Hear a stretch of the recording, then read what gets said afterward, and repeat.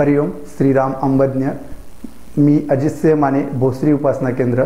मी बापूंचा एक अनुभव शेअर करत आहे। मी बापूंकडे 2008 सालापासून येतो। तर मी पहिल्यांदा आमच्या गावाकडच्या उपासना केंद्रात जात होतो। तर तिथे मला खूप मी सेवा कार्य करायचं, पण माझा एडीएमचा कोर्स झाला नव्हता। मग आमच्या गावाकडचे उपासना प्रमुख होते, त्यांनी सांगितले की तुम्हाला एडीएमचा कोर्स करावा लागेल आणि आत्ताच आपल्या गावामध्ये जस्ट एडीएमचा कोर्स झाला, त्याच्यानंतर तुम्ही जॉईन झाला।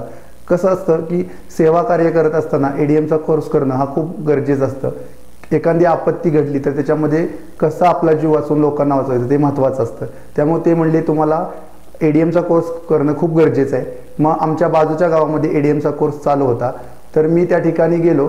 तर जे दुसरं लेक्चर होतं रेस्क्यू मेथड, त्या लेक्चरसाठी मी गेलो होतो आणि ते लेक्चरर यायला थोडा वेळ झाला। मग रात्री 10:30 वाजले। तर ते उपासना प्रमुख त्या गावामध्ये हॉस्पिटलमध्ये कंपाऊंडर म्हणून होते। तर त्यांनी काय सांगितलं की तू ह्या रस्त्याने जाऊ नको, कारण हा रस्ता खूप खराब आहे, त्याच्या पॅरलल दुसरा रस्ता आहे, त्या रस्त्याने जा, तो रस्ता खूप चांगला आहे। मी म्हटलं मला तो रस्ता माहीत नाही, कारण मी फर्स्ट टाइम आलेलो आहे इकडे। ते म्हणले काय नाही, सरळ रोड आहे, तू जा, काय होत नाही। मग मी त्या रस्त्याने गेलो, तर त्या रस्त्याला झाडी खूप होती, चंद्राचा प्रकाश होता, पण झाडी असल्यामुळे पूर्ण सावली होती, अंधार होता। मग मी सायकलवरून गेलो होतो।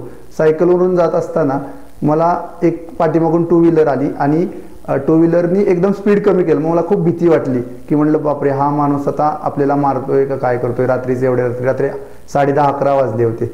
मग त्या माणसानीच मला विचारलं कुठे गेला होता, तर मी म्हणले असा एडीएमचा कोर्स होता आणि वृद्ध बापूंचा, त्या कोर्सला गेलो होतो। तर तो मला बोलला की मला घेतील का, तर म्हणले हो घेतील, तुम्ही पण या, तुमच्या गावातलेच ते डॉक्टर ठोंबरे आहेत, त्यांच्या घरी हा कोर्स आहे।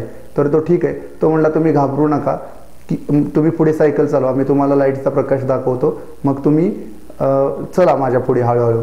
मग बघा बापूंच्या कृपेने मला माहित होतं ते बापूच होते त्याच्या रूपामध्ये मला प्रकाश दाखवत आलेले।